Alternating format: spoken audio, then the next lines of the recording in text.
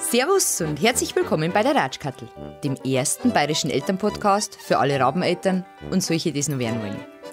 Echte Eltern berichten bei mir ungeschönt und ehrlich aus ihrem Leben rund um Kinder, Familie und Partnerschaft. Ihr könnt den Podcast auf alle gängigen Streamingdienste anhören und wenn es euch gefällt, dann drückt auf Abonnieren, lasst mir eine gute Bewertung da oder schreibt es mir ganz einfach. Egal ob auf Insta, per E-Mail oder auf der Website. Zur letzten Folge hat mir beispielsweise die Knuddeline94 folgende Nachricht geschrieben. Liebe Kattel, vielen Dank für deine letzte Folge mit dem Paarberater. Ich war so begeistert, dass ich sie nochmal beim Sonntagsfrühstück mit meinem Freund laufen habe lassen. Und wir haben dann auch wirklich das erste Mal richtig miteinander über Sex gesprochen. Vielen Dank. Ja, Knuddeline, danke, das freut mich. Ich hoffe, ihr Herz reden auch nicht auf und vielleicht gibt es ja demnächst öfter mal was vom Paarberater. So, guten Abend. Richtig, heute wird nicht vormittags aufgezeichnet, sondern es wird abends aufgezeichnet. Es ist Freitagabend, der zweite Advent steht vor der Tür und wir machen heute eine kleine Weihnachtsfeier, einen großen Jahresrückblick, whatever. Ich habe mir dazu eine alte Bekannte eingeladen, aber bevor ich euch verrate, wer das ist... Ja, mit diesem kann man sich eigentlich schon denken, wer da ist. Aber es gibt davor noch eine Bauernweisheit. Und zwar eine allerletzte Bauernweisheit von mir. Die ist auch im Dezember wieder hochintellektuell und sehr tiefgründig. Und zwar, Dezember kalt mit Schnee tut dem Ungeziefer weh.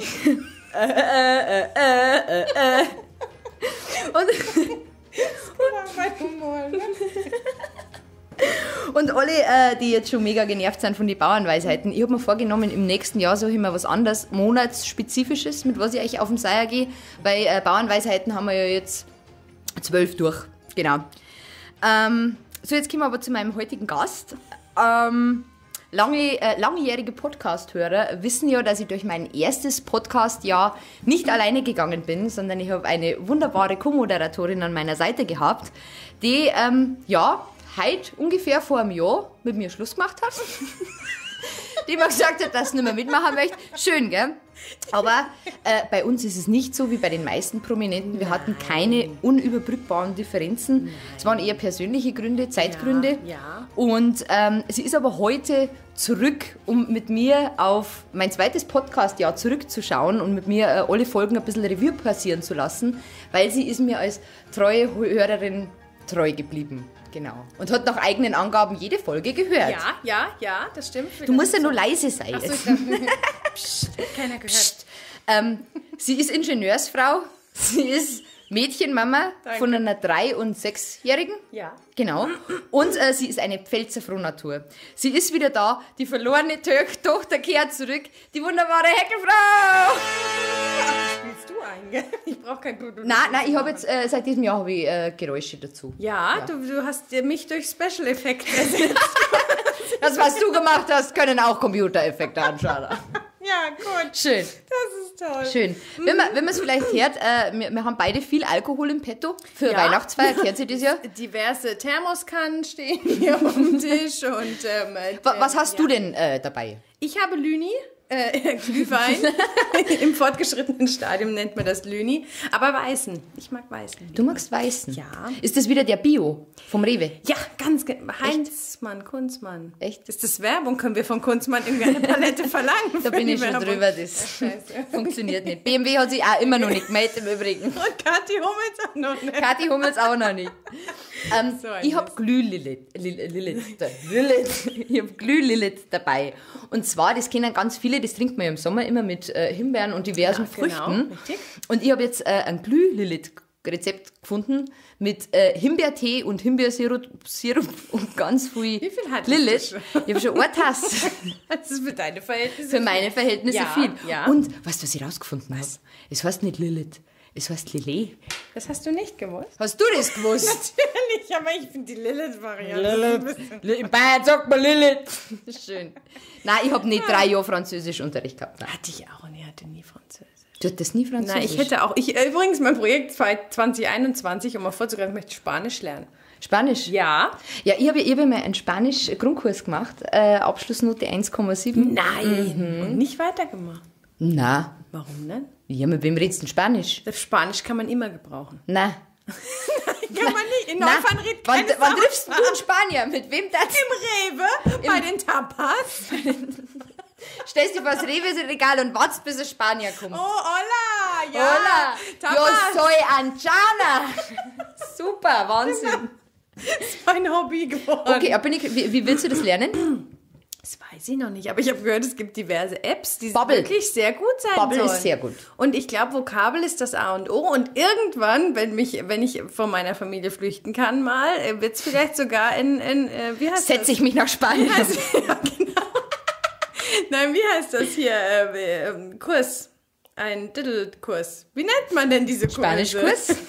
Ja, aber abends da von diesen Angeboten. VHS. Ja, genau. VHS. Diddle. Da hast du aber einen schönen Spanier. Ja, Ja, geht auch. oder? Die können auch Autos bauen. Ich glaub Oh, nicht- es ist wieder eine schöne Ich glaube Folge, aber glaube nicht, ich. dass ich in Spanien im Spanischkurs treffen werde. Kannst du deine Der Lehrer? Muttersprache nicht, ja? Der Lehrer vielleicht? Schön, Ja, Spanisch. ja. Hola, mehr als Hola werde ich wahrscheinlich Hola. nicht lernen. Saba, Hola. Vino? Was Saba, heißt denn Hola. Prost? Weißt du? Nein. Salut. Auf Spanisch. Ist das Italienisch? Das weiß ich nicht. Okay, auf jeden Fall haben wir einen Lillet da. Und Ja. ich wollte eigentlich mit einem Witz starten, aber wir haben Ja. schon so viel gelacht. Kannst du mal vorlesen, was auf dieser Lillet-Flasche da steht? Da. Aha, lies das mal vor. Bodensack. Nein, ist das nicht dein Humor? Es ist mein Humor. Was Es ist ist denn ein Bodensack? Hodensack. An was erinnert die denn das? Ja, Mein an Gott. den Hodensack.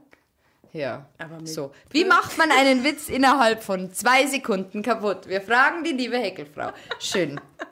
Es tut mir leid. Gut, aber bevor wir jetzt richtig starten Ja. und den Mami-Fell des Jahres Ho, ho, küren, ho. Ja.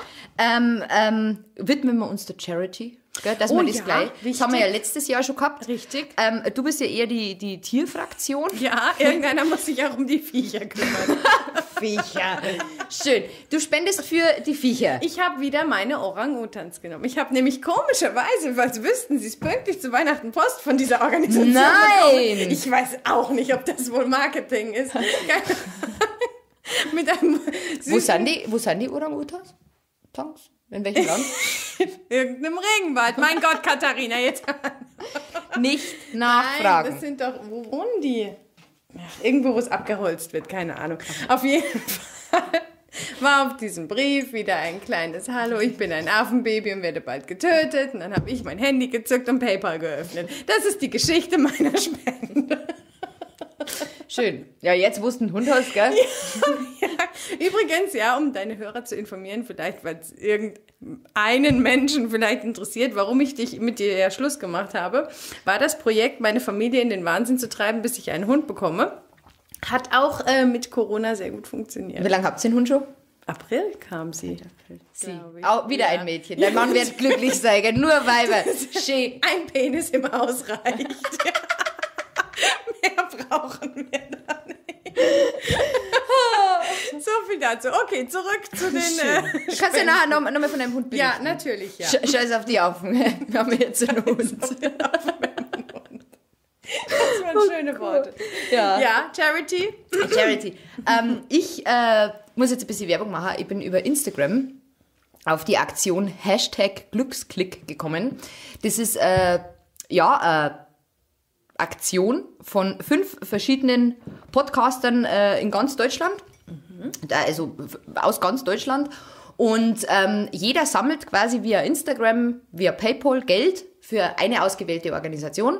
Und ganz egal, wie viel jeder sammelt, zum Schluss wird das alles zusammengeschmissen, durch 5 geteilt. Ach, und wie nett. jede Organisation kriegt Das keine die den letzte ist Anteil. quasi. Genau. Das ist aber nett. Und das sind ganz, ganz tolle Organisationen. Die Podcasts, die dabei sind, ist einmal initiiert wurde das Ganze auch vom Beredet Podcast.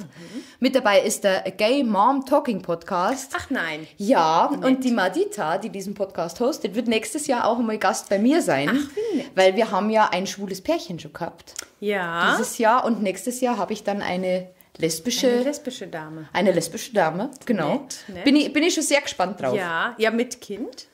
Oder Die einfach hat ein nur Kind. so Die hat eine- lesbisch?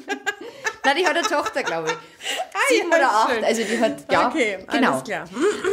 Dann die Litzigen Podcast, das ist ein Podcast, der spricht über Freizeitparks.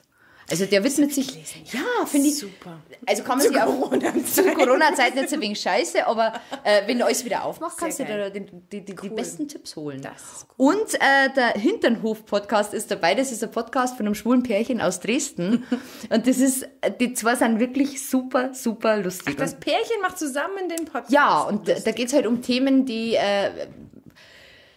über die man halt so offiziell jetzt nicht so laut spricht. Echt okay.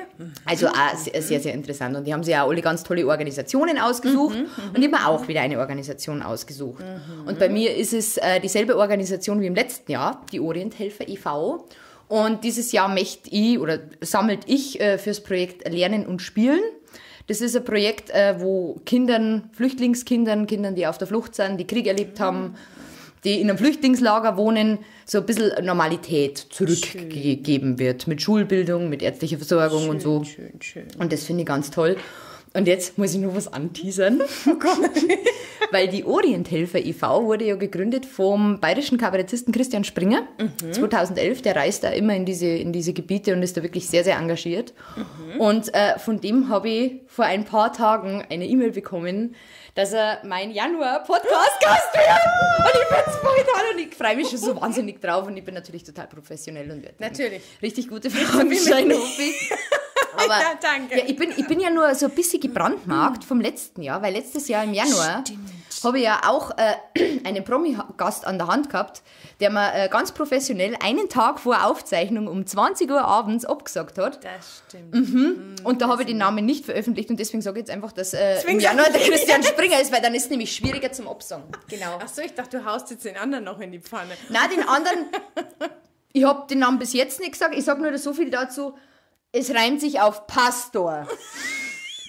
Mehr möchte ich dazu nicht sagen. Vielen Dank. Gut. Vielen Dank und einen schönen Abend. Das waren die Tagesthemen. Genau, vielen Dank, wir sind jetzt fertig. Ich habe alles gesagt. Na, Schmarrn. Ab morgen kriegst du Morddrohungen wahrscheinlich. Ach, Schmarrn. Um dich zu zitieren, das hört ja eh keiner, von dem her. Schön. So, Mommy-Fail. Ja. Hast du was Ich hab vorbereitet? ja, tatsächlich. Dein Mommy-Fail. Wie ist die Melodie von Ja, die spur ich einfach Solange ein. ich mein Xylophon nicht mehr habe. Gell? Stimmt, du warst die Frau mit Xylophon. Ich war die Frau mit Xylophon. Aber tatsächlich habe ich mir sehr lange Gedanken gemacht über den Mummy-Fail. Und ich dachte, zum Jahresabschluss muss es doch so eine richtig geile Nummer geben. Und ich habe tatsächlich einen wiederkehrenden Mummy-Fail gefunden. Einen, den ich immer wieder mache. Der Fernseher. Nein, okay, der ist... Der zählt bei uns nicht.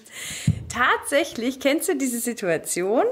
Du machst deine Kinder abends fertig, diese Schlafen-Geh-Routine und so weiter und so fort, Zähne putzen, anziehen, bis alle dann mal wieder runterfahren und in ihrem Bett liegen. Und du bist ja dann meistens schon, ist dein Puls ja ein bisschen gestiegen, weil alles nicht so läuft, wie es laufen soll und sie machen noch ein bisschen Quatsch und bababa und so weiter und so fort.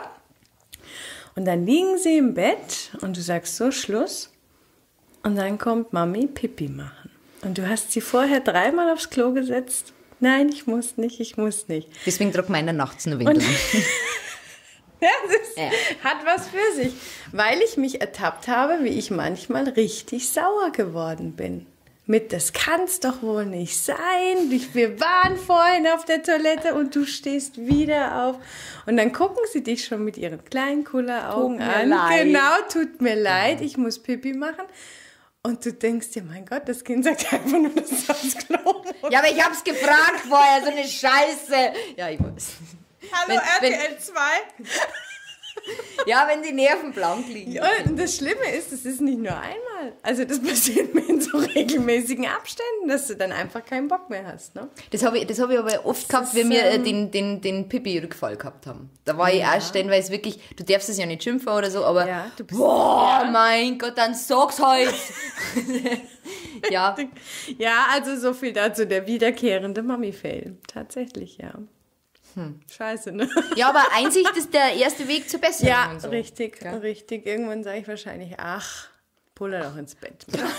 Papa! Papa! Richtig, ja. Ja, so viel dazu.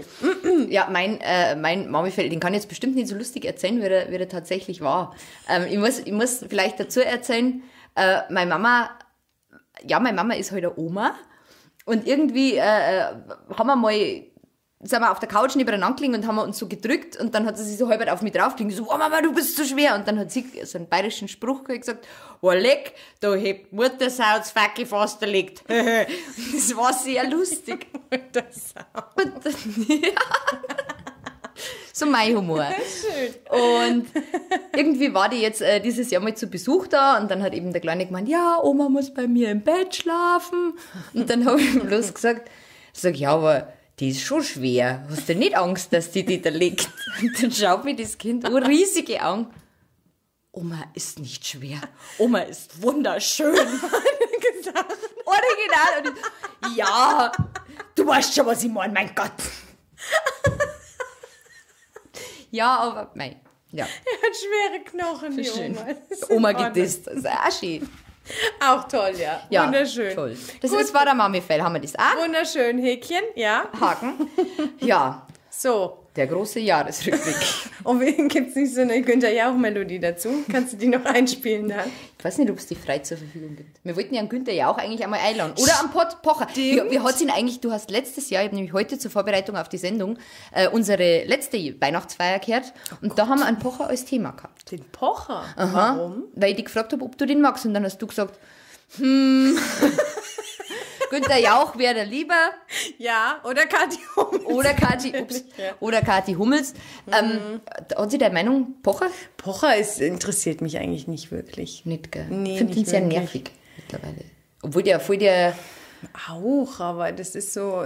Und sein Nein, Truller, da gibt's wichtigere Klatsch- und Tratschmenschen. Ja, vor allem, die haben jetzt auch einen Podcast, gell? Nein. Ach, Kim, weißt du das nicht?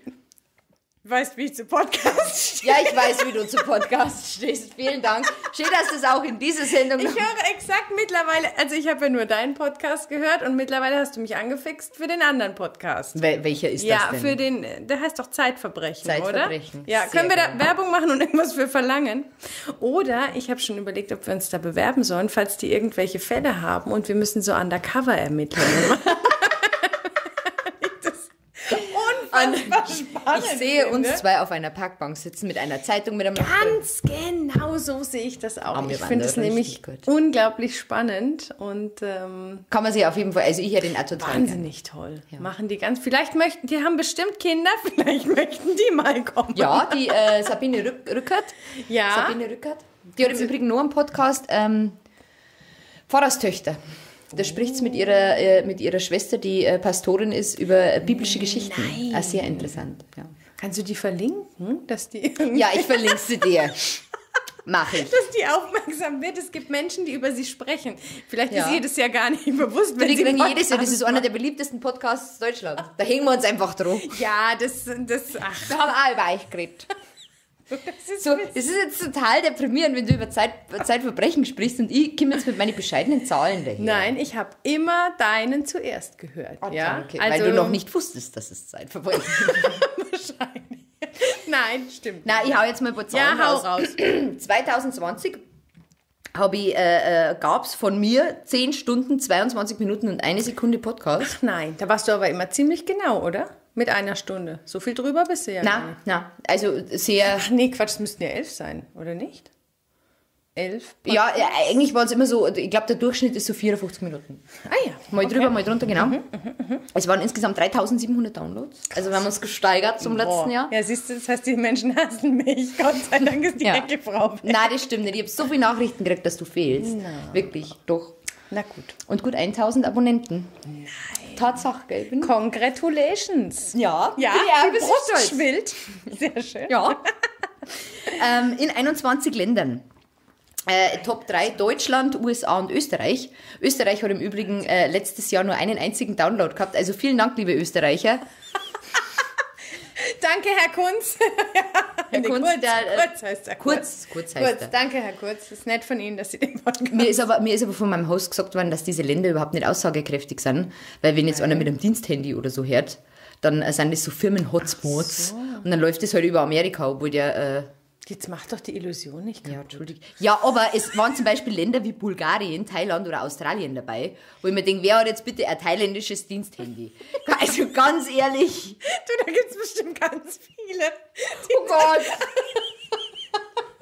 Bla bla bla. Okay, machen wir weiter. Schön. Die Nummer 1 Plattform, auf dem Tratschkattel kehrt wird, ist nach wie vor Spotify. Echt? Ich höre dich immer auf YouTube. Echt, auf YouTube? Ich höre dich auf YouTube, ja. Oh, cool. Das Bild so schön. Das ist so schön. Ach ja, interessant. Das habe ich auch nicht gewusst. Ja, siehst du. Ja, und Platz 2 ist Apple Podcasts. Ach nein. Ja, und da habe ich erfahren, dass es ja dort Charts gibt. Da werden Podcasts immer in Charts eingehen. Und ich bin immer unter den Top 220. Das hört sich jetzt nicht so toll an, aber ich finde das voll toll. Super. Und im Sommer war ich in der Kategorie Kids and Family kurzzeitig auf Platz 42. Ist nicht. Ja, das ist fucking voll geil. Da bin ich voll stolz drauf. Vielleicht war es ein Versehen. Man weiß es nicht. Da hat einer in Thailand auf den falschen Knopf gedrückt. Wahrscheinlich, Schön. man weiß es nicht. Man weiß es nicht. Super. Sehr schön. Ach so, das hat bestimmt, wenn du sagst, im Sommer hat da nicht deine zweite Karriere gestartet oder war das schon im Frühjahr? Welche Karriere meinst du? Die Charivari-Karriere. Ja, das hat sie auch Anfang des Jahres ergeben. Siehst du? Das ist schon cool. Du bist schon Ich glaube, ich berühmt. darf mir jetzt echt Podcasterin Ja, nennen. ganz ziemlich. Ich bin auch sehr, also ich bin hier mit einem Promi, ne? Ja, Wahnsinn. Ja. Kannst du noch ein Autogramm haben? Oder watschen, je nachdem. Je nachdem, was Sie hat haben mich geschlagen. Oh Gott! Schön. Ich durfte auch mal mit dir sprechen. Ja, merkt ihr das? Toll. Ihr habt Charts erstellt mit dem beliebtesten Podcast. Es sind alle aus diesem Jahr dabei. Oh, ja. Es sind aber nur 8 Plätze, weil sich diverse Platzierungen gleich aufbefinden. Oh, okay. Genau. Ja, dann fangen wir von hinten rein an. Wir fangen einfach mal an, ja. Oh ja, von hinten ist gut. Dann machen wir das erhöht die Schön. Spannung, Schön. was du wieder denkst, du alte in- Thailänderin. Entschuldigung. Ja, wenn jemand den Podensack-Witz nicht versteht, ganz ehrlich. Der Brot, nee. Dein Mann hätte es verstanden. Im Übrigen habe Ja, ich hier wahrscheinlich. eine Marzipanstange Von deinem Mann liegen. Weißt du, wie sich das anhört? Der hat mir vorher, vor Aufzeichnung, noch eine Marzipanstange gegeben, weil Ich die wusste nicht Marzipan. mal, dass wir Marzipanstangen haben. Magst Weißt du Marzipan? Nicht, eigentlich nicht. So Wieso? wirklich. Also ich finde es okay, aber ich würde mich jetzt auch nicht drum reißen. Echt? Ich schenke mal zwischendurch nach.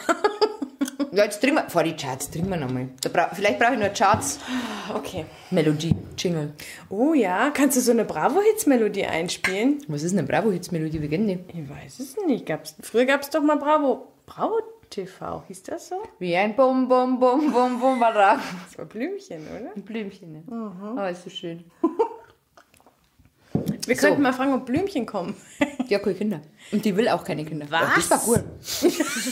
Stimmt, einen Menschen mal einladen, der keine Kinder Ich hat. hasse Kinder. Das ist ein Vorsatz für nächstes Jahr. Lad einen ein, der bewusst keine Kinder möchte. Und warum, wieso und weshalb. Und zum Schluss sitzt du da und sagst, ja, hast eigentlich vollkommen recht. Schön dein Leben, gell?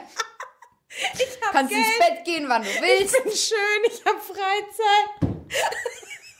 Bin ich gebunden. Kann fortfahren, wann ich möchte. Ist toll. Das wird der deprimierendste Podcast 2021. Bist du blöd. Und alle, die ihn anhören, scheiße. Jetzt geschafft. Schön.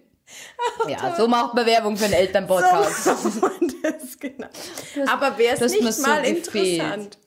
Ich glaube, dass Leute, die sich das anhören, ungefähr jetzt abschalten, weil es einfach zu viel Gegacker und zu viel blödes Ich Gelaber finde ist. super. Es ist aber der Pegel steigt jetzt, also zumindest bei mir. Na, da Bei dir geht, nicht? Nee, da geht noch. Du bist schon eingesoffen. Ja, ich bin schon mehr Alkohol. Ich trainiere da mehr, Ja, gell? genau. Seit Corona tatsächlich. Ne? Ja, da glaube ich aber auch, dass seit Corona die Zahl der Alkoholiker doch... Ist tatsächlich... Ich habe auch schon oft überlegt, ja, ich anfange. ob ich in der Zweitkarriere als Alkoholikerin starte. Ja. Aber ich habe tatsächlich mal gelesen, dass die Abverkaufszahlen in Supermärkten von Alkohol gestiegen sind seit Corona. Na, Doch. das ist ja cool. Wir waren ja beide schon in Quarantäne, gell? Stimmt, ja. Beide negativ, ne? Beide negativ und trotzdem in Quarantäne. Schön. Ja, toll. Ich habe übrigens bis heute nichts vom Gesundheitsamt gehört. Echt? Ach, toll. Nee.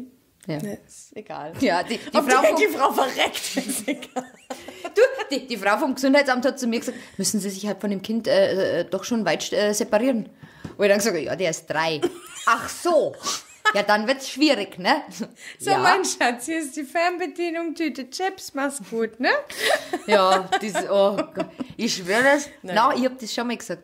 Wenn das WLAN irgendwann zusammenbricht, Dann ist Polen dann ist... dann ist rum. Ja, schön. Okay, kommen wir zu den Charts. Kommen wir zu den Tratschkattel 220 Charts. Auf Platz 8, der letzte Platz, ist die Aprilfolge. Hürrem trifft Tratschkattel. Ach, nein. Ja, meine Folge. Schön, gell? Aber ich finde es okay. Weil ich habe es auch nicht... in Ordnung. Ich weiß, meine Folge... Dich kennt man halt. Ja. Du bist jetzt nicht so Das interessant. interessiert eigentlich keinen, was du sagst. Über dich zu sprechen. Nein, ich weiß, ich habe es auch ein bisschen komisch gefunden. Im Nachhinein hätte ich es vielleicht gar nicht mehr gemacht. Echt, ja? Nein, ich bin eher der Moderationstyp. Also. Nein, aber irgendwie, ja. Okay. Aber ich habe das erste Mal festgestellt, dass wirklich krass ist, wenn du über dich sprichst. Das ist eine andere Sache, ne? Ja, und das war mir davor vielleicht gar nicht so bewusst, dass die Gäste wirklich ein Stück weit die Vorhänge öffnen. Das stimmt allerdings, ja. Da hast du recht. Und deswegen ist okay, wenn ich letzter Platz Na bin. gut, haken wir das einfach ab. Haken. Platz 7 ist die März- und die Juni-Folge. Die März-Folge war die Ramona mit dem fragilen X-Syndrom. Oho, ja, kann ich mich auch dran erinnern. War vielleicht wegen den schweren Themen. Liegt es an den schweren Themen? Ich finde aber, ich hätte viel gern mehr schwere Themen, weil das waren, also das fragile X, das hat mich wirklich sehr, sehr tief berührt und das war einer der Podcasts, wo ich wirklich teilweise Tränen in die Augen gehabt habe. Ist es schlimm, wenn man dazu sagt, es war ein toller Podcast? Nein, ich finde, sie hat so gut. toll erzählt. Ja, fand ich nämlich auch. Und einfach, wie es das gesagt hat, jeder hat sie verurteilt, ja, der Bub ist nur faul und keiner hat es eigentlich wirklich geglaubt und sie als Mama hat es aber gewusst, Richtig. dass irgendwas nicht stimmt. Richtig. Und dann war die ganze Geschichte, dass sowas gibt überhaupt. Ja, stimmt. Das war sehr emotional. Und mein Hut, dass das so offen erzählt hat, also das war wirklich ein sehr, sehr toller das Podcast, stimmt. finde ich. Das stimmt. Wie ist denn dir da mit dem Versteh gegangen? Weil es war schon sehr niederbayerisch, gell? Ich spule dann immer zurück. Was? Moment, was? Nee, aber es geht, oder? Vor allem, ja, sie hat auch, finde ich, schön, ich glaube, es hat ja auch was mit dem Gegacker-Faktor zu tun, gell? Also wenn du jetzt so ein Thema hast, was natürlich nicht so jetzt der Funny-Ding ist, sondern was du in Ruhe und langsam erzählst, ist es auch nicht so schwer. Ich mag ja das Bayerische auch. Ich habe ja überhaupt nichts gegen, ich finde das ja toll. Du hast ja in Bayern geheiratet, gell? Der ist nicht bayerisch. Richtig, ja, genau. Nee, war gut. War ein toller Podcast. Und die Ramona teilt sich den Platz, wie gesagt, mit der Juli-Folge mit der Katrin. Das ist Bavarian African Girl. Fand ich super. Fragt mich nicht, warum ich da ein ganz großer Fan von dieser Folge war. Also der war gut, aber der ist bei mir tatsächlich ganz oben dabei, weil ich dem sehr gern zugehört habe. Ja, das war für mich so ein richtig schöner Podcast, der da habe ich Nägel gemacht übrigens. Der hat schön. so nebenbei ganz toll, ist der mitgelaufen. Und ja, fand ich auch, ich kenne Katrin ja schon lange und ich habe dann bloß irgendwie dann über Social Media mitbekommen, ja, die ist in Südafrika und hat einen Südafrikaner geheiratet und hat jetzt ein Baby, aber irgendwie, wir haben so lange nicht mehr geredet und ich habe es auch sehr, sehr interessant gefunden. War schön. Vor allem auch, wie das Leben irgendwie in Südafrika ist. Vor allem, wie sie auch so gesagt hat, es ist toll, aber sie will nicht, dass ihr Kinder in die Schule gehen. Muss nicht sein. Fand ich auch ein cooles Statement dabei, ja. Das war so, das ist ja alles schön und toll, aber ein bisschen gefährlich. Bisschen gefährlich ist schon hier. Ja, krass, du weißt ja auch nichts. Also ich habe jetzt nichts über Südafrika gewusst. Nee, also ich fand ihn sehr schön. Genau, Platz 6. Die Scheiße. Hast du dich verschrieben? Ich hab mich verschrieben. Doch, Platz 6. Passt schon. Platz 6. Entschuldigung. Das ist der Glühwein, den verrutsche mir in der Zeile. Platz 6 ist wieder eine Doppelbelegung. Und zwar die Märzfolge, sag einmal. Ist egal. Mit der Karin. Das war vom Leben und vom Sterben. Das war Gott, der zweite. Der war. Das war und Podcast. Ich habe die 2 Podcasts ja hintereinander aufgezeichnet. Stimmt, das haben wir gesagt. Ja, 2 Tage, 2 richtig geile Tage. Aber das weiß ich noch. Ja. Aber ich habe mir vor diesen schweren Themen doch ein bisschen Beratung geholt, wenn man das vielleicht schöner moderieren kann, ohne, krass, das ist ja Wahnsinn. Ich habe im Januar auch ein schweres Thema gehabt, da kommen wir noch dazu. Und da war es mir wirklich selber sehr unangenehm, wenn ich das dann auch angehört habe. So, ja krass, ja Wahnsinn, ja das ist schon schlimm. Weißt du, was du denkst, halt doch einfach, aber ist Mai, ist ja Wahnsinn. Und deswegen habe ich einen Bekannten von mir angerufen, der schon länger moderiert. Und der hat halt dann eiskalt gesagt, ja du, wenn du ein schweres Thema hast, darfst du einfach mal das Mai halten. Also das ist jetzt nicht so schlimm. Und wenn du weinst, dann musst du das nicht groß rauspusern. Ich weine jetzt! 3 Tränen! Sondern einfach mal... Ja, aber hast du gut gemacht. Nein, genau. Und gerade Sternenkinder, das Thema ist... Habe ich in der Küche alleine geweint. Es war echt... Ja, ich habe auch geweint. Ich habe viel geweint. Ja. Aber ein ganz wichtiges Thema. Und es betrifft, wir haben wirklich die eine oder andere Mama geschrieben, wo ich das jetzt nicht gewusst habe, die gesagt haben, ja, das ist gut, dass du das angeredet hast. Mir hat auch eine Hebamme geschrieben, dass ich dass das gut finde, dass das Thema... Ich hätte auch wirklich gern mehr schwere Themen. Bloß das Problem ist, wo findest du niemanden? Dafür. Vor allem, du kannst gar nicht sagen, hallo, wenn ihr ein ganz schweres Schicksal habt, dann meldet euch bei mir. Ist doch auch scheiße. Das ist ja mal im Krankenhaus an der Rezeption. Wem geht's denn heute extremst beschissen? Dem würde ich ja gerne mal interviewen. Wie kommst du denn da hin? Schon, gell? Aber ich finde es wichtig. Ich finde es nach wie vor wichtig. Foren. Du müsstest dir, glaube ich, Themen aussuchen, die du gerne behandeln wollen würdest. Und dazu gibt es ja bestimmt irgendwelche Foren. Das ist ein guter Tipp. Vielen Dank. Schreib's mal auf. Moment, Foren. Foren, schwere Foren. Schwere Foren, google mal. Okay. Schön. Ja. Den Platz 6 teilt sich die Karin mit Malte. Ah, der Schwule. Der Schwule. Super. Plötzlich Papas. Super. War der vor Südafrika oder nach Südafrika? Die habe ich nämlich beide im Zusammenhang gehört. Vorher. Das war Juni und Südafrika war Juli. Super, war auch sehr sympathisch. Könnte meiner Meinung nach definitiv auch als Radiomoderator anfangen. Super, gell? Ganz tolle Stimme gehabt, ja. Richtig. Und auch sehr interessant. Er hat es auch so lustig, der Kinderbestellzettel. Ja. Das habe ich auch so lieb gefunden. Ja. Und ich folge den beiden plötzlich Papas, Instagram, bis heute. Und es ist total schön. Wie alt ist sie, ne? Mädchen. Sie, ihr Mädchen ist. Wie alt ist die jetzt? War die Warte, ich weiß, zwischen 1 und 2. Sowas. Hoffentlich sage ich es jetzt richtig. Nein, sie geht in die Schule. Schon ausgezogen, Katharina. Toll. Nee, aber war schön.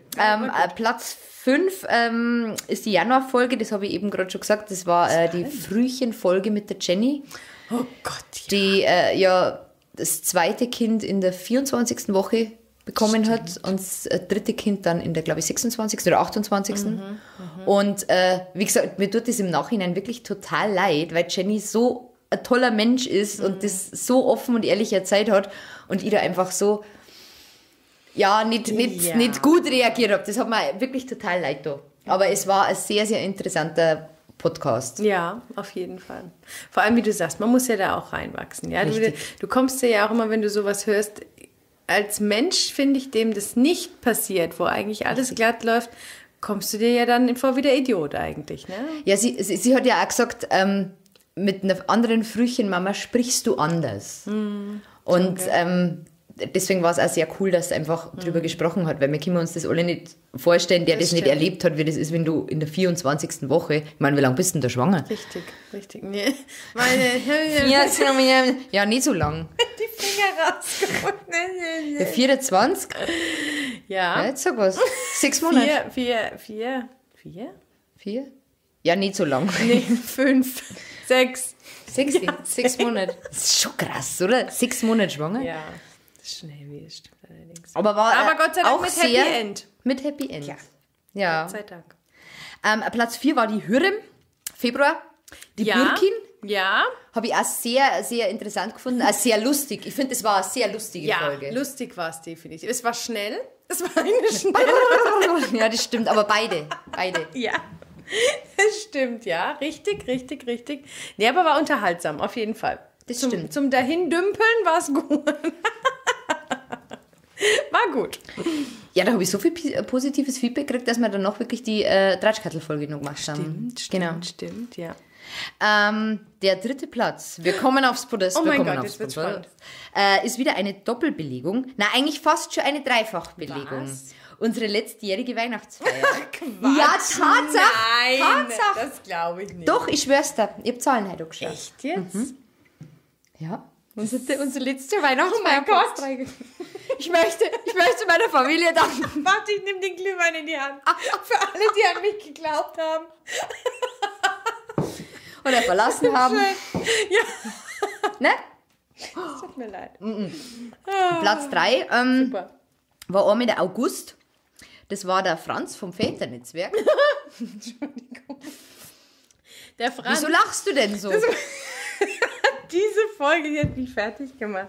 Also ganz vorneweg, Franz, wenn du das hörst, ja, ich fand's sehr interessant, wirklich. Ich fand's auch. tatsächlich Ich auch. sehr interessant. Ich möchte mich da in keinster Weise drüber lustig machen. Aber der Franz hat ziemlich viel dreckige Wäsche gewaschen. Das Ja. muss man jetzt einfach mal so sagen. Ich glaube, der war ziemlich sauer auf seine Ex-Frau, Freundin. Man hat's rausgehört. Ja, Man hat's das stimmt. definitiv Das rausgehört, stimmt. dass er sauer ist und dass er das vielleicht auch noch nicht so verarbeitet hat, wie man das vielleicht noch verarbeiten könnte. Aber Franz, ich möchte keine Vorwürfe machen. Es war sehr informativ und ich wusste auch nicht, dass es Väterhäuser gibt und nicht. Zentren und wie auch Mein Mo immer. hat mich gefragt, ob er da Playstation mitnehmen darf. Ich habe überlegt, ob er da einzieht. So, du bist so ein Depp, bist du. Ehrlich wahr. Nein, ich fand es wirklich sehr informativ. Das stimmt. Auf jeden Fall. Das stimmt. Und es ist ja auch gut, dass es sowas gibt. Aber ich finde, es ist halt, ja, das ist einer der wenigen Punkte, wo die Frauen am längeren Hebel sitzen. Weil normalerweise, schaut einmal die ganze Emanzipation, ne? Emanzipation, schaut euch das mal um. Wir verdienen weniger, wir zahlen auf OBs nach wie vor Mehrwertsteuer. Ja. Wir sind, es ist ja immer so, dass die Frauen benachteiligt sind. Jetzt Nur ist in irgendwo diesem müssen Punkt. wir doch mal die Macht. Ja, eben, so. Was habt ihr jetzt davon? Jetzt wird's Nein, übel. So jetzt viel zur wird's dreckigen Wäsche, vielen Ja, Dank. genau, richtig. Krieg wahrscheinlich Gehen wir böse zum Post. zweiten Platz, Ja. Platz 3. Ein super Podcast. Welcher? Der September. Weißt du was? Das war Die super. Angie. Die vegane Luna-Mama. Nein, oh, der war super. Also der war ja der Knaller. Der hätte ich noch stundenlang zuhören Ja. können. Ja. Ich glaube, wenn ich dabei gewesen wäre, hätte ich gesagt, komm, noch eine Geschichte. Komm, Komm, erzähl noch was. erzähl mir noch was. Ja, super. Also, Klasse. ich habe so geil gefunden, auch ich habe auch das toll. vegane Thema, vegane Mama, dass du der Kind Auch. vegan ernährt. Der Hund, Ja. War auch sehr, sehr interessant. alles vegan. Und dann diese Luna-Nummer, ja, das ist... Das war der Knaller. Wie viel, ich fand es auch schockierend, wie viel, echt perverse muss man ja leider sagen, ne, was sie da auch angeschnitten hat, wie viel Pfullmenschen es auch gibt, ja. Ja, das Lunan ist ja halt, der kommt weh, so. Das ist, ja, die netten, aber wie sie auch gesagt hat, es gibt ja noch die andere Kategorie, die kranke Kategorie. Schön, gell? Das mache ich dann nicht, okay? Ja, aber Komm schon bitte nur ganz kurz. Schön. Na, aber, oh ja, krass, was es gibt. Wir wollten ja eigentlich ein Luna-Video machen. Stimmt. Aber ich habe ja geschrieben und die hat anscheinend so viele Vorbestellungen für Weihnachten, dass eigentlich mit der Produktion gar nicht mehr nachkommt. Ja, da gibt es dann so einen Luna-Adventskalender, da kannst du dann aussuchen, was ich... Ja, schon krass, gell? wirklich? Ja. Das ist ja der Wahnsinn. Ja, oder Weihnachtspakete. Schenkt man das seinem Freund an? Schau mal, das ist der Nein, das Ballon von bestellen der sie anderen. Nein, die bestellen sich das selber. Selber zu Weihnachten. Das finden die... Ja, keine Ahnung. Ich weiß gar nicht mehr, hast du sie das gefragt, ob sie das eigentlich hauptberuflich macht? Oder Sie hat schon nur einen anderen Teilzeitjob, glaube ich. schon? Na, was Aber Aber man kann gut wahrscheinlich. sie hat gesagt, du hast einen Monat dabei, wo es richtig, wo du richtig Kohle verdienst, und dann hast du halt einen Monat dabei, wo es nicht so läuft. Richtig, ne? Und das ist aber einfach das. Ja. Oh Gott, der Platz gleich. Oh Gott, der Platz. Es ist eine krasse Vorstellung einfach. Schon, aber sie hat es auch super erzählt. Fand ich auch Richtig. ganz, Und so ihre ganz Stammkunden. die sind ja auch wirklich ganz nett, wie es so schreibt. Ja. Also, ja. Super. Sehr interessant. Super Geschichte.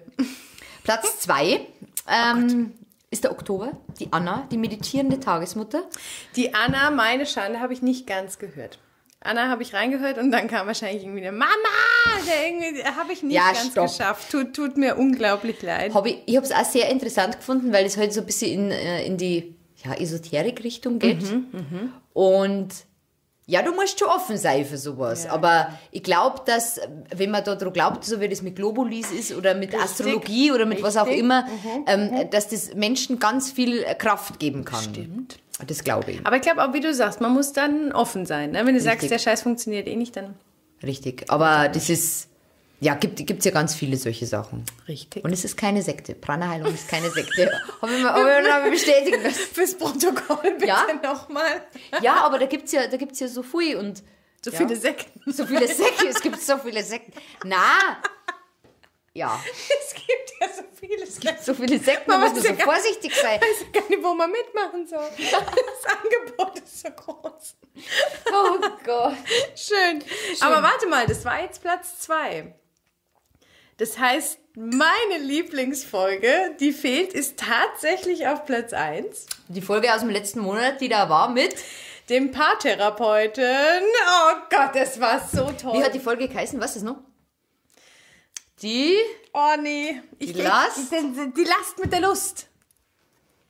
Warum es heute nicht mehr so einfach ist, den Partner dauerhaft zu beginnen. Und mit allem hatte er recht. Ich war nachts mit dem Hund Gassi, es war kalt. Und du hast den Paarberater auf den Ohren. Ich hatte den Paarberater auf den Ohren, bin Mutterseelen allein auf der Straße und du hörst nur von einer Frau, die mit dem Hund Gassi geht, ja, genau. Was hat sie eingebrannt? Was war? So unfassbar vieles. Also dieses typische, was hat er erzählt? Von diesem Pärchen, wo sie gesagt hat, sie will mehr Nähe. Und dann hat er doch gesagt... Ja, wir hätten mehr Nähe, wenn wir mehr Sex hätten. Ganz genau, ja. Dieser Umkehrschluss, was bei uns halt wichtig ist. Und dass, wenn wir lachen, dass es in unsere Geschlechtsteile geht, fand ich auch unfassbar. Du musst jetzt eigentlich unglaublich rattig sein mit mir da herum. Das muss ich ganz ehrlich mal sagen. Ja, wir fallen auch nachher übereinander her. Ne? Das werden wir jetzt einfach mal sagen. Im Übrigen wieder nackt, so wie letztes Jahr auch. Waren wir da auch schon nackt? Da waren wir auch schon nackt, ja. Für den Roland. Oh Gott, Roland. Ach, Roland bräuchte man auch, ne? Nein. Boah, wenn er das jetzt Der hört, Paarberater. Ne? Der Paarberater war wirklich super. Dass die Frauen ab 45 wieder rollig werden. Das heißt, es gibt noch Hoffnung für unsere Männer. Yeah. Ja, aber wirklich, und ich habe da ein ganz krankes Schema bei mir entdeckt. Weil das ja mein Lieblingspodcast jetzt war. Und im Vorjahr war mein Lieblingspodcast der Professor. Das heißt, ich stehe irgendwie auf unfassbar intelligente alte Männer. Tun wir das nicht alle ein bisschen? Das ist wirklich sehr unheimlich mittlerweile. Aber glaubst du, dass, wenn du jetzt in einer Beziehung mit einem Paartherapeuten bist, meinst du, das leichter ist oder das Ich stelle mir das ganz komisch vor, weil der ja genau weiß, welche Ich weiß ganz genau, das ist dein Mutterkomplex. Lass es raus. Arschloch! Ja, ich weiß nicht. Du musst ihn eigentlich mal fragen, gell? Ob es das mit... Wieso? Arbeit mit heim Sieht man den wieder? Ja, das ist ja eine Überraschung. Nein. Weil ich habe so viel... Ach so, hört man ihn wieder, nicht sieht man ihn wieder. Ja, Entschuldigung. So viel unfassbar gutes Feedback zum Paarberater gekriegt. Und ich habe es auch wirklich interessant gefunden, weil wir sind ja nicht nur Eltern, wir sind ja auch Paare und Ehepartner. Und da gibt es gerade mit Kindern viele, viele Punkte, die dann ab und zu Reibung bedeuten. Und deswegen wird der Paarberater in den geraden Monaten des Jahres 2021 mein Stammgast. Oh, ich bin ein ganz großer Fan von Ja, ich freue mich auch. Vor allem, es sind alles, also wir werden das versuchen, so ein bisschen jahreszeitmäßig anzupassen, also Urlaub, Ostern, was weiß ich was. Und da einfach verschiedenste Themen durchsprechen. Super. Weil es einfach, und der erzählt auch so gut. Wahnsinnig toll, ja. Super. Super. Ich finde es auch ganz toll, wie er das rübergebracht hat, dass er halt nicht nur das eine Geschlecht vertreten hat sozusagen, sondern dass man beide verstehen kann. Richtig. Also es war wirklich, wirklich dieses Hörst dir an, was er sagt. Los, komm her. Das habe ich ja im Intro drin, dass ich ein paar Mal die Nachricht bekommen habe, dass das wirklich Paare zusammen dann angehört haben. So, oh, das könnten wir ja mal zusammen anhören. Zwinker. Also, ja. Ich bin auch gleich rübergegangen und habe gesagt, du, ich habe da voll die Idee für was wir noch nie zusammen gemacht haben. Und so. Und was willst du machen? Ich weiß es nicht mehr, weil dann irgendwie kam... Synchronschwimmen. Wir schauen Synchronschwimmen an in der Olympiahalle. 2026 nach Corona. 2026. Ja, weiß ich nicht. Aber die Idee, was zu machen, was du noch nie gemacht hast, finde ich auch sehr gut. War richtig, richtig toll, ja. Hast du seitdem mehr Lust, mit deinem Mann zu schlafen? Muss ich das jetzt öffentlich vom Nein, das Mikrofon? musst du nicht. Nein, ja, mein Gott, investigativ, gell? Wollte jetzt so eine Nein, Frage weißt du, was er jetzt immer sagt? Du willst doch mein Herz berühren. So, und um diesen Witz zu verstehen, muss man sich... Du willst doch mein Herz berühren. Komm, fass ihn an, oh mein Gott. Aber so hat er es gesagt. Habe ich da nicht die Frage gestellt? Also, was war das? Wenn ich das Herz meines Mannes berühren möchte, muss ich mit ihm schlafen. Und er hat geantwortet, ja. Wäre jetzt zumindest hilfreich. Ach so, okay. Oh Gott. Ja, das ist jetzt der Standard. Aber es wird, wie gesagt, in den geraden Monaten mit dem Paarberater nicht immer um Sex gehen. Okay. Also wir werden es mal anschauen. Viele Enttäuschungen wahrscheinlich jetzt. Oh, Scheiße. Nein, wir werden es... Interessant. Gehört ja dazu, aber nicht alles. nicht alles. Ja. Kommunikation ist ja der Schlüssel, wie wir gelernt haben. Das stimmt. Das war auch tatsächlich Platz 1, ja? Es war auch Platz 1. Sehr cool. Sehr, sehr cool. Genau. Hat du fein gemacht. Hat du fein gemacht. Ja. Was würdest du dir jetzt als so langjährige, treue Hörerin denn wünschen? Wieder ganz viele intelligente alte Männer. Am besten mit irgendwelchen krassen... Bitte, Katharina. Ich brauche noch einen Professor. Hast du einen Richter? Oh, ein Richter? Ja, aber ein Familienrichter. Oh mein Gott! Das muss ich aufschreiben. Ein Familienrichter. Oh, da kommt aber auch wahrscheinlich ganz viel schmutzige Sachen. Ja, das glaube ich, ja. Ich glaube, es gibt da ganz viel unschöne Geschichten. Das glaube ich. Du könntest einen Anwalt suchen. Ein Scheidungsanwalt. Toll! Super. Schatz, ich suche einen Scheidungsanwalt. Für Podcast! Das ist doch ein Wahnsinnsvorwand. Ja, schön. Scheidung ist schön. Ja, schön. Na. Es driftet wieder ab, gell? Wie viel Glühwein hast du jetzt drin? 3 Becher. Mein 3, Gott, ich bin beim jetzt zweiten. übertreib's mal nicht. Lilith! Aber mir ist schon ein bisschen warm. Das war mir so peinlich. Was? Heißt das nicht Lillet? Aber hier sagt doch jeder. Du sagst doch auch Lilith, oder? Ja, weil ich es viel lustiger finde als Lillet. Ja, oder? Das ist wie ein Mö. Wie heißt der richtig? Was Mö? Moe, Champagner. So viel lustig. Boah, das sagst du dem Hugo in München mal. 3 Flaschen Müll! Super. Ja, da machst du die unsterblich bei der Karte, Hugo. Wenn die jetzt nicht kommt 2021, gell? Meinst du nicht? Ich freue mich tatsächlich wirklich sehr auf den Christian Springer. Der muss jetzt kommen. Das konnte ich nicht rauslesen. Ich weiß auch nicht, wie persönlich das wird. Also wie gesagt, das Thema ist Spielen und Lernen von die Orienthelfer. Und ich glaube aber auch, dass das ein relativ schwerer Podcast wird. Ja. Weil so Krisengebiet und so... Anders wie heute. Anders wie heute. Ja, das heute ist ja eine Weihnachtsfeier. Das stimmt, ja. Genau.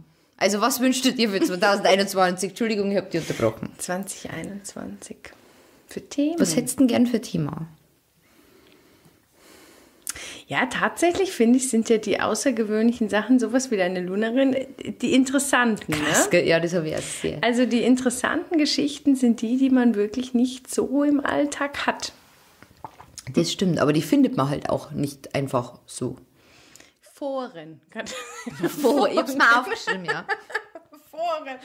Und gleich neben Familienrichter steht es. Was hast du für ein Schicksal? Ja, es ist ja scheiße, vor allem wenn dann auch irgendjemand, wie du es jetzt mitkriegst, der hat was Schlimmes erlebt? Du, Folgendes, ich habe einen Podcast. Oh, ich habe eine Idee.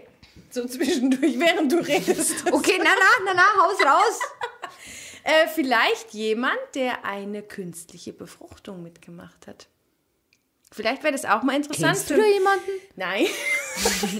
Du bist schwanger. Nur eine Frage. aber ganz wie kurz, viele- wie ist denn das hergegangen? Wie viele oder dauert oder schlagen sich mit dem Gedanken rum und wissen aber eigentlich gar nicht, was passiert, was geht, was kann. Da bin ich... Genau. Ich muss nochmal nachschenken. Entschuldigung. Weil ich jetzt gerade diesen Artikel gelesen habe von diesem 28 Jahre eingefrorenen Embryo. Hast du gelesen? Na. War 28 Jahre eingefroren, eingesetzt, bam, ist das Baby da. Na. Ja, krass. Wie alt ist das Kind dann? 29 wahrscheinlich. Mit 29 zur Welt gekommen, voll geschäftsfähig. War Weltrekord, war der längst eingefrorene Embryo, der eingesetzt wurde. Wie alt war die und Mutter? dann- War das ihr Ist Embryo? ein Jahr jünger. Nee, es ist nicht ihr, Was? weil die können, ja, die ist, Die ist glaub ich, 28. 27 oder 26 und der Embryo ist 28 Jahre eingefroren gewesen. Krass, Ja, oder? aber ist das gut? Findet man, also das, ja, Ja, ethisch. die hatten auch einen unerfüllten Kinderwunsch und du kannst dich ja auch tatsächlich, wie da drin stand, für gewisse Embryonen, keine Ahnung, Embryonen, glaube ich. entscheiden. Und viele wollen lang gefrorene Embryonen nicht, weil sie sagen, die liegen schon. Die sind schon so alt, also bei aller Liebe nicht in meinen Uterus. Schön. Ich habe was Frischeres. Naja, auf jeden Fall haben die aber gesagt, das ist mir wurscht. Wir nehmen nur alles, oh mein Gott. Ich will den ältesten Tupperbecher. Jetzt ist der Moment, wo die Leute abschalten. Sammeln. Auf jeden Fall haben sie sich dafür entschieden. Jetzt hör halt auf. Ich kann nicht. Und das Kind ist auf der Welt und gesund, so, ruhig. Einmal Aber war das tief der durchatmen. Vater, war das schon befruchtet oder war dann ihr Nee, gar nichts von den beiden. war schon fertig. Das ist wie so schnell Menü. Ist das super. Ja, wir haben in der Weihnachtsfeier auch lange über künstliche Befruchtungen gesprochen. Schön. Oh, du fehlst mir so. Ja, jetzt werden wir dann wieder rührselig schön. Du wirst wahrscheinlich viel böse Post bekommen. Ach, geh schon mal, das hast du letztes Jahr schon gesagt. Na. Oh Gott. Herrlich, ja, aber schau, einmal am Tag, das hat mein Opa immer gesagt im Übrigen, einmal am Tag lachen, bis die Tränen kommen und die Welt ist in Ja, Ordnung. das stimmt. Aber bist du jetzt erregt? Wahnsinnig! Lass mich bloß nicht nach Hause. Lass mich. Das ist keine Dummheit. Ich muss heim. Sofort. Shit. Oh Gott. Ja, Ja, aber jetzt aber tatsächlich wäre es doch vielleicht interessant. Jemanden, der das Ganze schon ja, nach diesem durchgespielt Gespräch hat bestimmt jeder Lust, mit mir über künstliche Befruchtung zu sprechen. Ja, das glaube ich ja. Na, aber du hast recht, das ist ein interessantes Thema. Das habe ich noch nicht so gedacht. Das stimmt. Siehste, Ja. muss mal eine suchen gehen.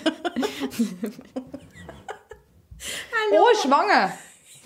Wie genau ist es denn passiert? Oh Gott. Also, wenn Sie eine Frau sehen, die sich vor Kindergärten positioniert und fremde Leute anspricht, ist es die Ratschkattel. Ja, genau. Die ist verrückt. Ja. Ich brauche wegen Podcast. Wir wissen, wie ich mit meinem Mann geschlafen habe. Schön. Ah, schön. Ja. Ja, der Pegel ist jetzt So, es ist erreicht. am Die Zenit. meisten Menschen haben schon abgeschaltet. Ja, aber ich werde jetzt auch ein bisschen rührselig. Weil Findest ich gehe du? jetzt echt ins... Findest du? Schön. Na, aber das dritte Podcast. Ja, Wahnsinn. Das ist schon krass, gell? Wahnsinn. Und vor allem auch wirklich, wenn es jetzt alles mit zusammenrechnest, was für Geschichten da dabei waren. Und ja, Das ist schon krass. Ja. Da hast du recht. Das ist so schön. Trink mal noch ein. Na, sehr schön, dass du da warst. Ja, mich hat Und es wenn auch du wieder jemals- sehr erheitert. Wenn du jemals wieder Lust auf ein Comeback hast, wie gesagt, Für die schlüpfrigen Podcasts bin ich dabei. für die schlüpfrigen Podcasts mit den alten Männern, Aber sie müssen klug sein. Schon ein Doktor oder Professor besser Titel haben. Was anderes nimmt die Häkelfrau nicht. Was, Sie haben nur FH-Abschluss? Ach nee, tut mir leid.